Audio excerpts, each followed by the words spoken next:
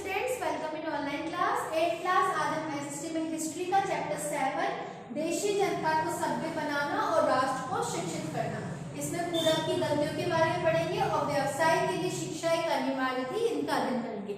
इसके पहले वाली क्लास में हमने पढ़ा था प्राच्यवाद की परंपरा, कि प्राच्यवाद की क्या परंपरा थी या प्राच्यवाद के समर्थक क्या किस बात पे विश्वास करते हैं। ठीक है, अब हम पढ़ेंगे कि पूरब की कौन कौन सी पूरब की जघन्य गलतियां, कि 19वीं सदी की शुरुआत से ही बहुत सारे अंग्रेज अफसर शिक्षा के प्राच्यवादी दृष्टिकोण की आलोचना करने लगे थे, कि जितने भी थे, क्योंकि बहुत सारे अंग्रेजी साम्राज्य के, क्योंकि अंग्रेजों में बहुत सारे अफसर थे जो इन सख्त खिलाफ थे कि हमें हिंदुओं की मदद करनी है, तो वो उसके प्राच्यवादी दृष्टिकोण की आलोचना करने लगे।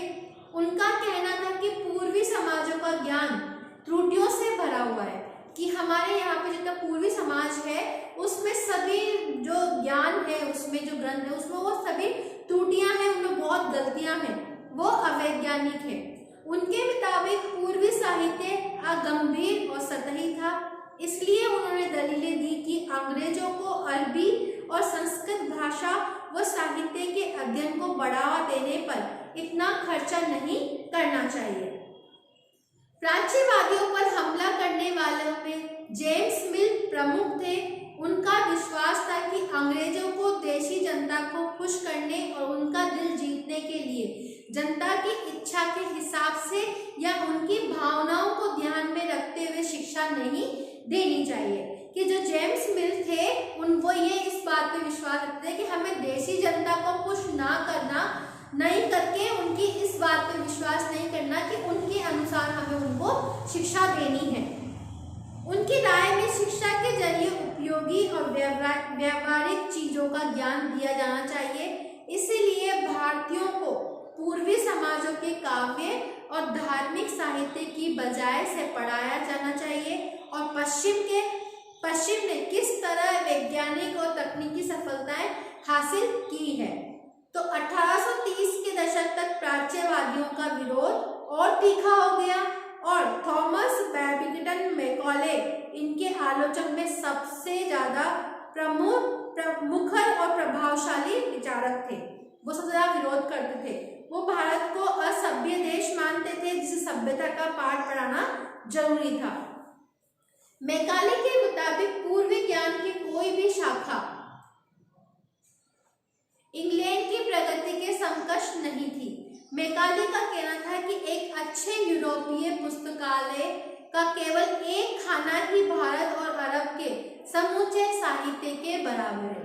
कि जैसे जो लाइब्रेरी में देखा ना कैसे लाइन से बुक रखी हुई है, तो उनका ये मानना था कि जो पूर्वी पुस्तकालय है उनका एक खाना समस्त भारतीय के साहित्य के बराबर है, मतलब वो भारतीयों के साहित्य को इतना निम्न कोटि का समझते थे।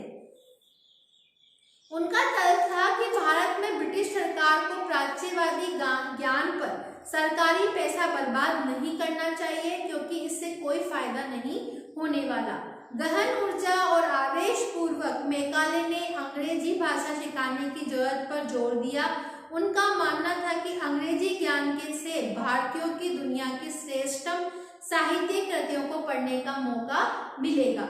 यहाँ के लोगों को पश्चिमी विज्ञान और दर्शन के क्षेत्र में हुए विकास से अवगत हो पाएंगे। इस प्रकार उनका कहना था कि अंग्रेजी पढ़ाना लोगों को सभ्य बनाने, उनकी रुचियों, मूल्यों और संस्कृति को बदलने का रास्ता भी हो सकता है। मैकाले के फिंडस के आधार पर 1835 का अंग्रेजों का शिक्षा अधिनियम पारित किया गया। ये फैसला भी लिया गया कि अंग्रेजी को उच्च शिक्षा का माध्यम बनाया जाए और कलकत्ता मदरसे, बनारस संस्कृत कॉलेज जैसे प्राच्यवादी संस्थानों को प्रोत्साहन न दिया जाए। इन संस्थानों का अपने आप शरण का शिकार होते जा रहे थे और अंधकार के मंदिरों की संज्ञा दी गई थी। अब स्कूलों के जरिए भी अंग्रेजी पाठ्य पुस्तकें छपने लगी। अब धीरे धीरे अंग्रेजी शिक्षा को बढ़ावा दिया जाने लगा। अब ये मांग की जाने लगी कि कॉलेज या शिक्षण स्तर पर भी अंग्रेजी शिक्षा को बढ़ावा दिया जाए। फिर आता है व्यवसाय के लिए शिक्षा। 1854 में ईस्ट इंडिया कंपनी के लंदन स्थित कोर्ट ऑफ डायरेक्टर्स ने भारतीय गवर्नर जनरल की शिक्षा के विषय पर एक नोट भेजा। कंपनी के नियंत्रण मंडल के अध्यक्ष चार्ल्स वुड के नाम से जारी किए गए इस संदेश को वुड के नीति पत्र के नाम से भी जाना जाता है। इस दस्तावेज में भारत में लागू की जाने वाली शिक्षा नीति की रूपरेखा स्पष्ट करते हुए एक बार फिर दोहराया गया कि प्राच्यवादी ज्ञान के स्थान पर यूरोपीय शिक्षा को अपनाने से कितने व्यवहारिक लाभ प्राप्त होंगे।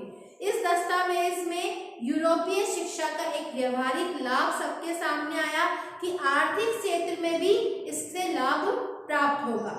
उसके मुताबिक यूरोपीय शिक्षा के माध्यम से भारतीयों को व्यापार और वाणिज्य के विस्तार में होने वाले लाभों को समझने और देश के संसाधनों और विकास को महत्व समझने में भी मदद मिलेगी। यदि उन्हें यूरोपीय शैली से विकास से महत्व से समझाने का प्रयास किया जाएगा या उन्हें यूरोपियन शैली से अवगत कराया जाएगा तो उनकी रुचियों और आकांक्षाओं में भी बदलाव आएगा। वुड के नीति पत्र में यह तर्क भी दिया गया कि यूरोपीय शिक्षा से भारतीयों के नैतिक चरित्र पर भी प्रभाव पड़ेगा और उनमें उसका उत्थान होगा। इससे वे ज्यादा सत्यवादी और ईमानदार बन जाएंगे। फलस्वरूप कंपनी के पास भरोसेमंद कर्मचारियों का आगमन हो जाएगा। उनके पास में अब भरोसेमंद ईमानदार कर्मचारियों की कमी नहीं रहेगी। उन्होंने इसमें भी अपना स्वार्थ देखना शुरू किया। दस्तावेजों के मुताबिक पूरब का साहित्य न केवल भयानक त्रुटियों से भरा पड़ा था बल्कि ये लोगों में न तो काम के प्रति दायित्व और समर्पण का भाव पैदा कर सकता और न ही शासन के लिए आवश्यक निपुणता पैदा कर सकता है। 1854 के नीति पत्र के बाद अंग्रेजों ने कई अहम कदम उठाए। सरकारी शिक्षा विभागों का गठन किया गया ताकि शिक्षा संबंध सभी मामलों पर सरकार का नियंत्रण स्थापित किया जा सके। विश्वविद्यालय शिक्षा की व्यवस्था विकसित करने के लिए कदम उठाए गए और 1857 में जब मेरठ और दिल्ली के में सिपाही विद्रोह होने लगे थे उसी समय कलकत्ता, मद्रास और बम्बई विश्वविद्यालयों की स्थापना की जा रही थी। स्कूली शिक्षा प्रणाली को भी परिवर्तन के प्रयास लगे हुए थे। ठीक है, यहाँ तक समझ में आया।